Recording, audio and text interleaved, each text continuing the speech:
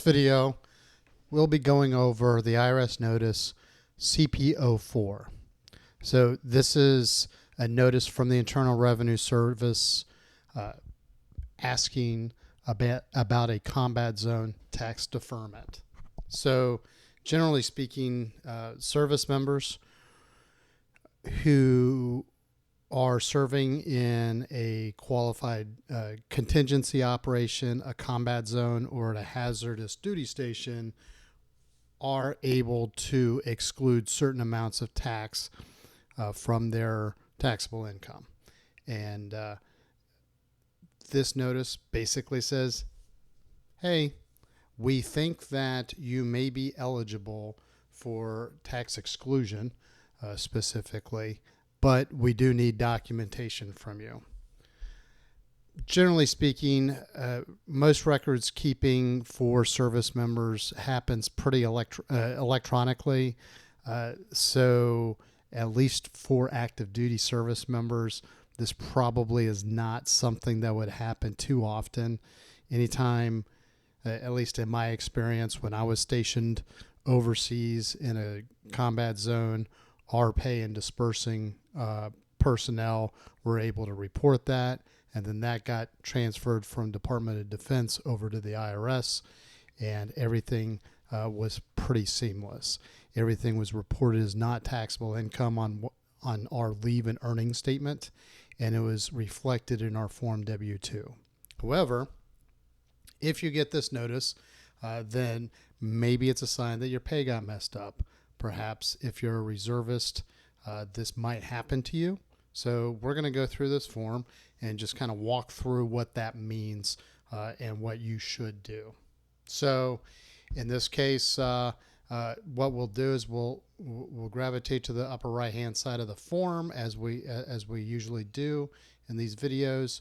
You'll see the type of notice, CP04, the tax year, the notice date. In this case, this is a pretty old historical sample from the IRS website, social security number, and then a contact phone number. I'm not sure why the IRS address is redacted, but this would be the taxpayer's address. So point in mind, there are two points to keep in mind. First, pay attention to the notice date. Anytime you receive written correspondence from the IRS, it usually lines up with like 30 days or 60 days or 90 days. If there's a certain number of days in which the IRS is asking for you to take action, if it's expressed in the number of days, it's usually days from the notice date. In this case, this notice gives a very clear calendar date that you should respond to. And in this case, this would be the tax filing deadline from 2010. However, the second thing is that if you have changed your address, you should always update the IRS as soon as possible so that you can receive correspondence like this. So you can do that by calling the IRS and validating your information, or you can file IRS Form 8822, which is the official change of address form. So we'll put a link in the show notes to the article and the video that we've created about IRS Form 8822. So if you don't change your address, then if you receive a notice, the IRS has no way to understand whether or not you agree or disagree with their position. And their default position is that if you don't respond, that means that you agree with their decision. So in this case, the IRS believes that you may be eligible to exclude your certain taxable income. So what they're asking is to fill out the attached response form and return it to them. And if they don't hear back from you, then you might be subject to collection action for any outstanding taxes, penalties, or interest that you owe. So let's see what this response form looks like.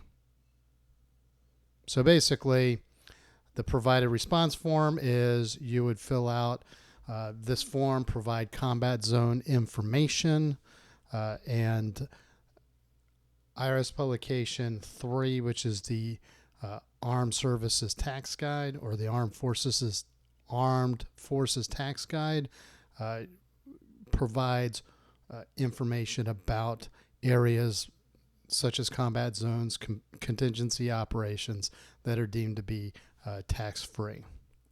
So you would provide supporting authorization. So if you're a service member, you can include a copy of your military orders. So if you're in the Navy, permanent change of station orders onto a ship that's deployed might not be enough. You may need to get a letter from your command showing your exact deployment dates, or some similar documentation. If you're a civilian working for an employer contracted to the federal government, then you can have a letter of authorization. But if you don't have military orders or an authorization letter, you can send a written statement from your employer. So for military service members, this could be a letter from your chain of command. Doesn't necessarily have to be from your commanding officer, so you can have your supervisor or an admin clerk, depending on your branch of service, sign a letter that includes the dates where you were deployed, which zone you were deployed in. So whether you were deployed to, say, the Middle East, specifically where and how that qualifies for preferred tax treatment, and then the dates that you were deployed. So you would basically complete this information, and then you would send it to the IRS address that was provided. And if you don't send your response, again, the IRS may come back and assess you for taxes. So again, this has never happened to anyone that I've personally met in my 24-year Navy career, but there may be instances where someone gets deployed on short notice, or gets deployed on an individual assignment, or a reserve activation, something of that nature, where something falls through the cracks. So let's take a look at the IRS website, which shows additional information. There is a form, IRS Form 15109, request for tax deferment. So you can upload that either to the IRS, you can fax it, you can mail it to the IRS. And then there are some FAQs about what happens if you don't submit that form. So basically, you can submit the form, or if you receive the letter, you can submit the information in the letter. The form basically has the exact same thing as that voucher does. So this basically is the same information that you would be completing in the official version of IRS Form 15909.